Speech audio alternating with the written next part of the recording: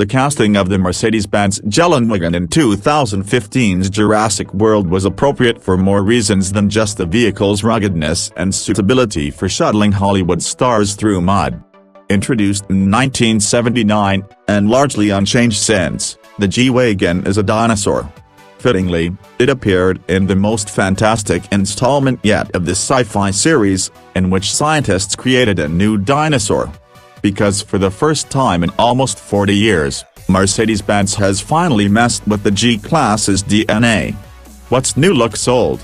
Oh, don't worry too much. Just look at the pictures. While the 2019 model is comprehensively re-engineered, only the door handles, the spare tire cover, the sun visors, the headlight washer nozzles, and a bracket under the hood are shared with its predecessor. It still looks very much the same. The edges are softer now and the roof pillars are a bit thicker, but all of the important G-cues are there: the awkward trim strips encircling the body, a spare tire hanging off a massive side hinged rear portal, square-cut doors, now with rounded edges, with exposed hinges, a clamshell hood, and marker lights on top of the fenders. Without seeing the old and new side by side, most people will be hard-pressed to identify many differences. Heck, casual observers will go on thinking it's unchanged. Although it wasn't installed on any of the Europe market vehicles we drove for this first exposure, the brush guard will still be standard in the United States.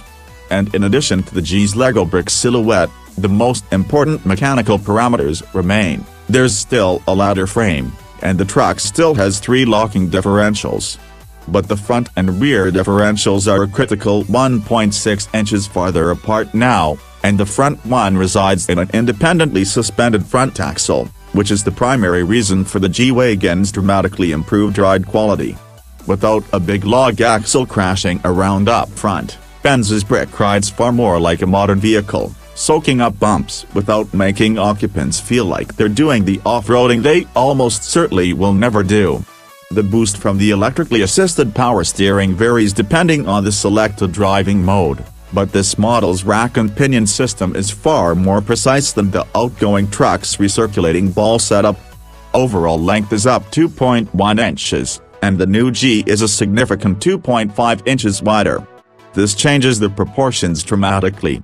While 2.1 inches represents just a 1% increase in length, width balloons 7%. From behind, all G-wagons now have the broad-shouldered bulk of the wild, portal-axle G550 4x42, particularly the Mercedes-AMG G63, which gets slightly wider fender flares than the G550. A stretch. Mercedes reapportioned the G's new length to gain an extra 1.5 inches of legroom up front and a massive 5.9 inches more in the rear. Whereas tall people had trouble getting comfortable behind the wheel in the old truck and found the rear seat hopeless, now even our 99th percentile editor was perfectly comfortable in any seat. And the G's upright profile means headroom is never an issue. Mercedes says the seats are ergonomically designed, which is a huge upgrade from how you'd describe the same pieces in its predecessor. Those felt like they were carry-over items from the original 1979 G-Class, when the sales brochure might have described them as something to sit on, the way an overturned bucket or a knee-high rock will do when the only alternative is standing. The optional active multi-control seat package will allow massages while off-roading, and the whole range of interior materials is now modern Mercedes. Mercedes claims a 375-pound weight reduction thanks to extensive computer modeling of components and systems to determine where to shave mass. The body shell is steel, while the fenders, doors, and hood are aluminum.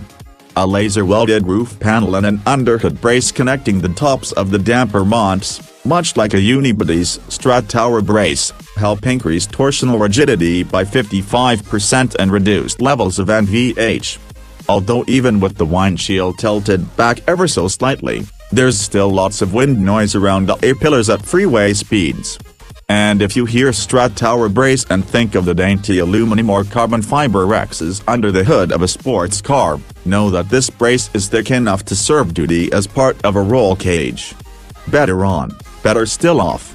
while the independent front suspension goes a long way toward taming the G's ride, and the sturdier ladder frame helps keep its center of gravity low. The G is still a tall, narrow truck.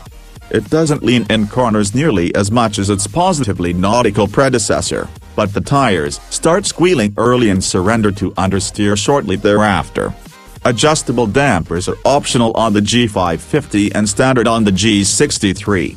The AMG also gets front and rear anti-roll bars that make for a slightly sportier box. Switching the dynamic dampers into firmer settings in either version buys fractionally more cornering ability, but you're always aware of the G's towering height and its off-road mission.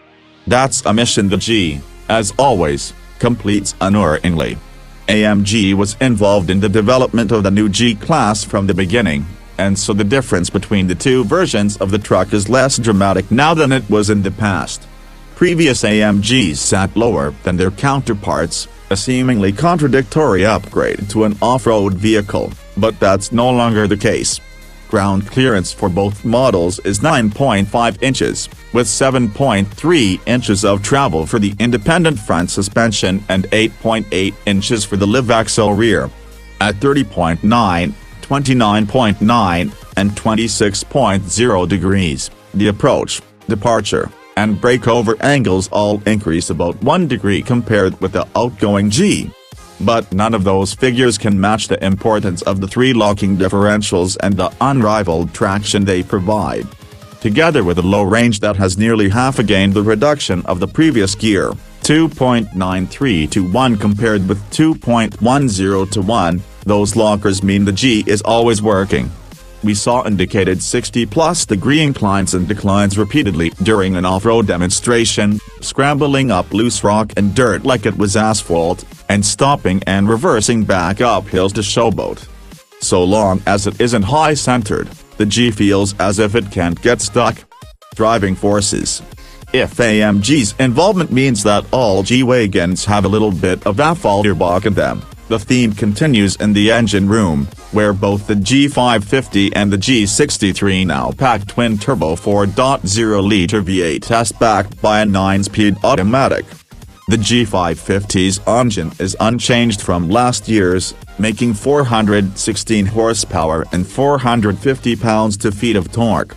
In place of its previous twin-turbo 5.5-liter V8. The G63 now packs a hotter version of the 4.0-liter cranked up to 577 horsepower and 627 pounds-feet of torque, increases of 14 and 66 over the larger engine. When it debuted in 1979, the original G offered 71 horsepower. Both variants still dump their exhaust ahead of the rear wheels, but the G550's tips are tucked out of sight behind the side steps, whereas the G63's twin tips poke out proudly.